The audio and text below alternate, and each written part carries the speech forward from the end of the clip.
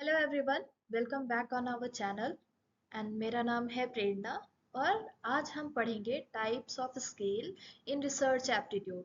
Means research aptitude में किस तरीके के स्केल्स का हम यूज़ करते हैं एंड स्केल्स को किस बेसिस पर डेवलप किया गया है, उसके क्या की पॉइंट्स होते हैं, कितने तरीके के स्केल्स होते हैं एंड क्या इम्पोर्टेंस है उनका। और ये सारी चीज़ें हम एग्जाम्पल के साथ समझेंगे आज। So first thing is what is a scale. Scale क्या होता है, स्केल को हम कैसे डिफाइन कर सकते हैं। Basically scale is a tool और mechanism by which individuals are distinguished as to how they differ from one another on the variables of interest to our body.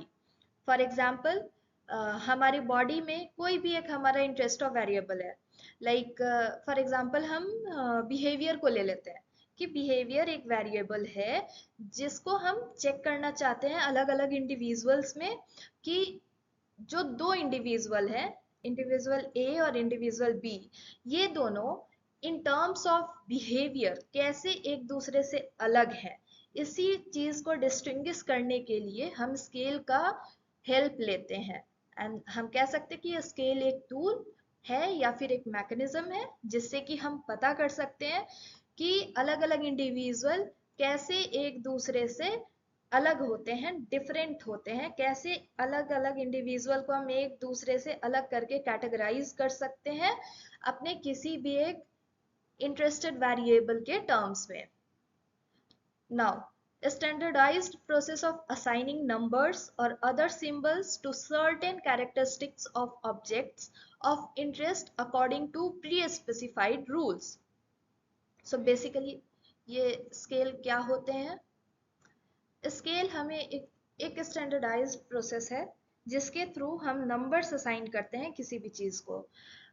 हम में से बहुत सारे लोगों ने कभी ना कभी कोई एक सर्वे फॉर्म फिल किया होगा, या हम कोई भी ऐप पे सामान परचेज करते हैं। फॉर एग्जांपल अगर हमें इवन हम ओला या उबर यूज़ कर रहे हैं तो वहाँ पे हमें डिलीवरी पार्टनर को रेट करने का ऑप्शन आता है। या हम स्विगी यूज़ कर रहे हैं तो वहाँ पे हमारे पास बहुत सारे इमोजीज आते हैं जिन पे कि हम उनको रेटिंग दे सकते हैं, जैसे very good, bad and extraordinary, ऐसा करके। तो वो भी एक तरीके का स्केल ही है।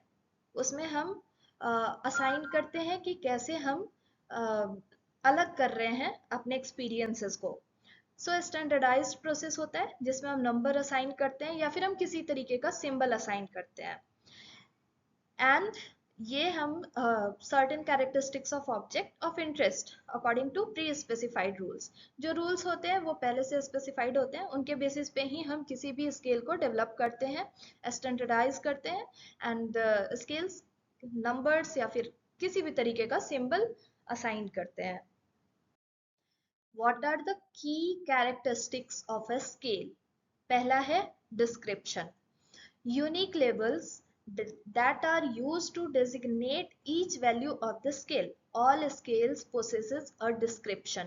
जितने भी तरीके के स्केल होते हैं, हम आगे पढ़ेंगे कि टाइप्स ऑफ स्केल क्या है रिसर्च एप्टीट्यूड में।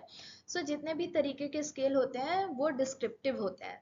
उनमें जो भी वैल्यू हम देते हैं उस स्केल पर, वो किसी ना किसी एक डिस्क्रिप्शन को पोसेस करते हैं।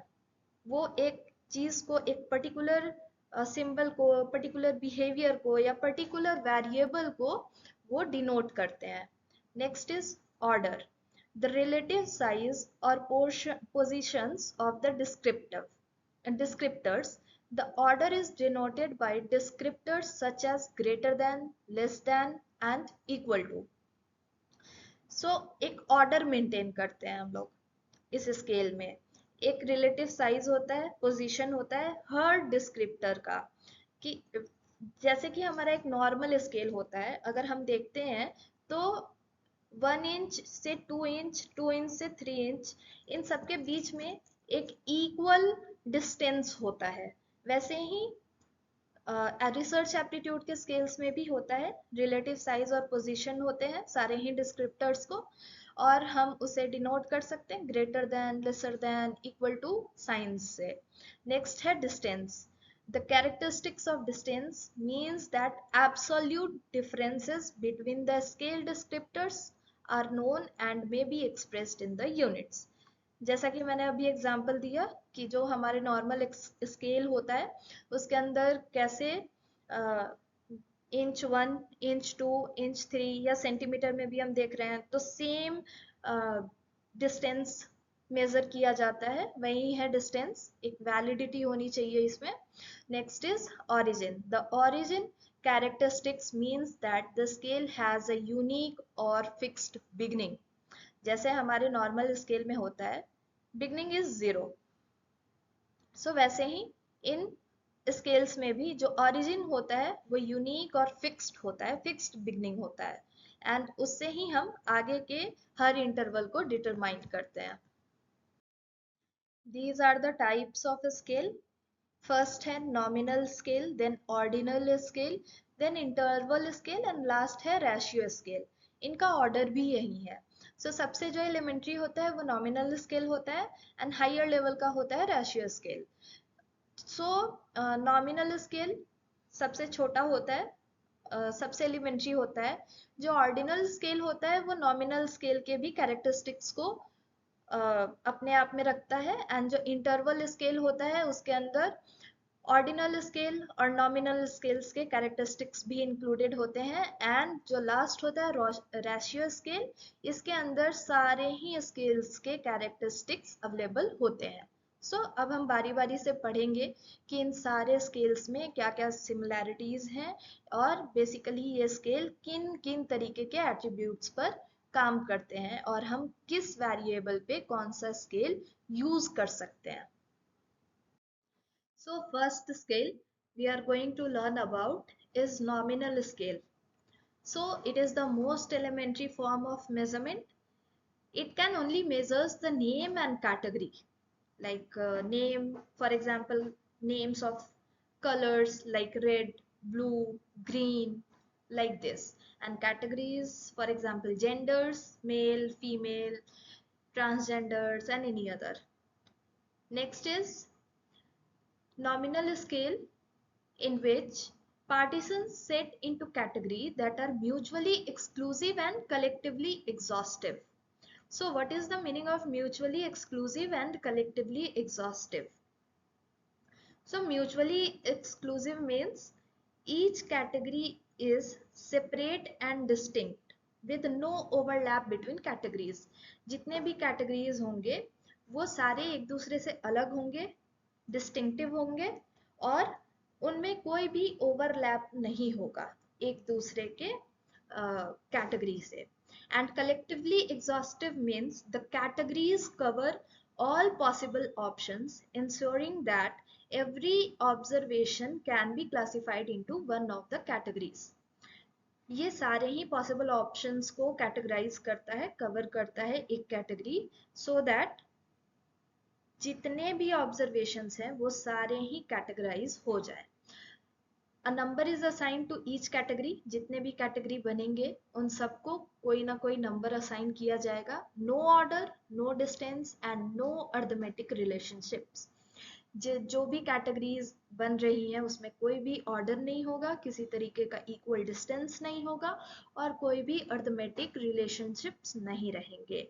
एग्जाम्पल जेंडर, सी लाइक मेल है, फीमेल है, कलर जैसे कि रेड, ब्लू, ग्रीन, या ऑक्यूपेशन का हम एक कैटेगरी बना ले जिसमें स्टूडेंट, टीचर, इंजीनियर, ये सारे अलग अलग तरीके के कैटेगरीज बनेंगे. बट इनमें कोई भी ऑर्डर नहीं है, किसी भी तरीके का इक्वल डिस्टेंस नहीं है, कोई अर्थमेटिक रिलेशनशिप नहीं है. Mode is the measure of central tendency, chi square test, Fisher's exact test. So ये हम मोड यूज कर सकते हैं नॉमिनल स्केल के लिए. For example chi square test and Fisher's exact test, ये हम यूज कर सकते हैं नॉमिनल स्केल पर. नेक्स्ट है ordinal scale. It places events in order. As the name suggests, जितने भी इवेंट्स होते हैं या वेरिएबल्स हैं उनको ये ऑर्डर में प्लेस करने का काम करता है. No distance and origin. So ordinal scale में कोई भी ट्रू जीरो पॉइंट नहीं होता है या कोई ओरिजिन नहीं होता है। जैसे कि हम कह सकते हैं, अगर हम कोई रिव्यू दे रहे हैं फॉर जॉब सेटिस्फेक्शन, तो हमारे पास आता है scale like very dissatisfied, dissatisfied, neutral, satisfied. And अगर हम मूवी रेटिंग दे रहे हैं तो 1 star, 2 star, 3 star, 4 star, 5 star. तो इसमें कोई भी ट्रू जीरो पॉइंट नहीं है। एंड यही होता है ordinal scale. It implies a greater than and lesser than relationship. जैसे कि आपको अभी वाले एग्जाम्पल से भी समझ में आया कि इसमें हम जो रिलेशनशिप क्रिएट कर रहे हैं वो ग्रेटर देन और लेसर देन के थ्रू कर रहे हैं। Median is the popular major of central tendency. इसमें सबसे ज्यादा यूज मीडियन का होता है, नॉमिनल स्केल में मोड का होता है। एंड इसका एग्जांपल भाई रैंक है। परसेंटाइल और quartile is used for measuring dispersion. And इसमें हम नॉन पैरामेट्रिक टेस्ट को यूज कर सकते हैं ऑर्डिनल स्केल को कैलकुलेट करने के लिए। एंड नॉन पैरामेट्रिक टेस्ट वैसे स्टैटिकल टेस्ट होते हैं जो कि एक स्पेसिफिक डिस्ट्रीब्यूशन जिनमें रिक्वायर्ड नहीं होता है, लाइक नॉर्मेलिटी। इसमें आपके पास स्पेसिफिक डिस्ट्रीब्यूशन अगर नहीं है तभी भी आप इसका स्टैटिस्टिकल एनालिसिस कर सकते हैं नॉन पैरामेट्रिक टेस्ट को यूज कर सकते करके। सो नेक्स्ट है हमारा interval scale. An interval scale has order and distance. इसमें ऑर्डर भी होता है प्लस इसमें डिस्टेंस भी होता है। Intervals between 2 points are adjusted in term of some rules that has been established for making equal units। जैसे कि हमारा नॉर्मल स्केल रूलर जो हम यूज करते हैं, जो 2 पॉइंट के बीच का इंटरवल होता है उसको एडजस्ट किया जाता है प्री डिफाइंड रूल्स के अकॉर्डिंग। एंड दो यूनिट के बीच में इक्वल डिस्टेंस स्टैब्लिश किया जाता है। For example temperature, like 22 degree Celsius है या 100 डिग्री सेल्सियस है, तो 22 डिग्री सेल्सियस से 23 डिग्री सेल्सियस के बीच में जितना डिस्टेंस होगा उतना ही 99 डिग्री सेल्सियस से 100 डिग्री सेल्सियस के बीच का इंटरवल होगा। सो इसमें हम इक्वल इंटरवल स्टैब्लिश करते हैं। It has assumed zero but no absolute zero. इसमें एक एब्सोल्यूट जीरो नहीं होता है बट अज्यूम्ड जीरो होता है, लाइक इसका एक ओरिजिन डिफाइन किया जाता है। इसमें हम यूज कर सकते हैं मीन और स्टैंडर्ड डेविएशन। हम इसको आराम से यूज कर सकते हैं। For example T test and F test interval scale में इजिली यूज किया जाता है। रेशियो स्केल, इसमें ऑलमोस्ट सारे ही स्केल के कैरेक्टरिस्टिक्स एंड एट्रीब्यूट्स अवेलेबल होते हैं। सो रेशियो स्केल में order, distance and unique origin ये सारी चीजें होती हैं। जितने भी मैथमेटिकल ऑपरेशंस हैं वो सारे ही हम रेशियो स्केल पे अप्लाई कर सकते हैं। For example height and weight, geometric mean, harmonic mean, variance and coefficient of variance, all parametric test। जितने भी parametric test होते हैं वो सारे हम रेशियो स्केल में अप्लाई कर सकते हैं। ये जस्ट एक कंपैरिजन टेबल है सारे स्केल्स का। फॉर एग्जांपल ये सारे क्राइटेरिया है। Properties of measurement, nature of measurement, example, nature of underlying construct, mathematical functions क्या क्या हम यूज कर सकते हैं, एंड कौन कौन से स्टैटिस्टिकल एनालिसिस हम यूज कर सकते हैं। So first is nominal. Nominal का की स्पेलिंग गलत हो गई है यहाँ पे, NOMINAL, आप प्लीज करेक्ट कर लीजिएगा अपने नोट्स में। सो नॉमिनल स्केल की प्रॉपर्टी होती है कि ये सिर्फ नेमिंग पे काम करता है। ऑर्डिनल नेमिंग और रैंकिंग दोनों पे काम करता है। इंटरवल में नेमिंग, रैंकिंग और इक्वल इंटरवल्स होते हैं। And ratio naming, ranking, equal interval, साथ के साथ इसमें एक जीरो पॉइंट भी होता है। Now what is the nature of measurement. Nominal में कैटेगरियल होता है, कैटेगराइज करते हैं हम। ऑर्डिनल में रैंकिंग बेस्ड होता है। इंटरवल में हम स्कोरिंग प्रोवाइड करते हैं। रेशियो भी स्कोरिंग ही होता है। एग्जांपल्स नॉमिनल का हो गया जेंडर, जैसे कि मेल, फीमेल। ऑर्डिनल का हो गया कास्ट, जैसे हाई, इंटरमीडिएट, ऐसा। एंड इनकम में upper income class, middle income class and lower income class, ये सारी चीजें हो गई।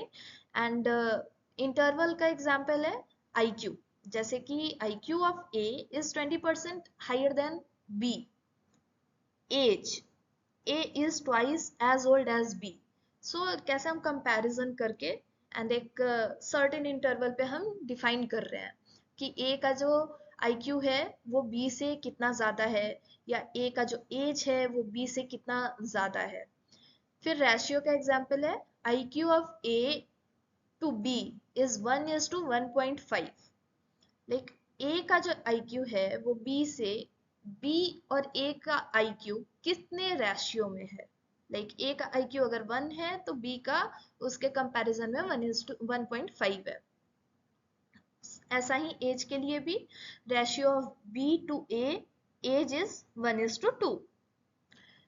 सो nature of underlying construct, nominal का डिस्क्रीट होता है, ऑर्डिनल का डिस्क्रीट और कंटिन्यूअस कुछ भी हो सकता है, इंटरवल और रेशियो का कंटिन्यूअस ही होता है. मैथमेटिकल फंक्शंस, नॉमिनल और ऑर्डिनल पे हम कोई भी मैथमेटिकल फंक्शंस नहीं परफॉर्म कर सकते हैं, बट इंटरवल में हम एडिशन और सब्सट्रैक्शन कर सकते हैं, एंड रेशियो में addition, subtraction, division, multiplication, everything, हर चीज हम रेशियो स्केल पे परफॉर्म कर सकते हैं.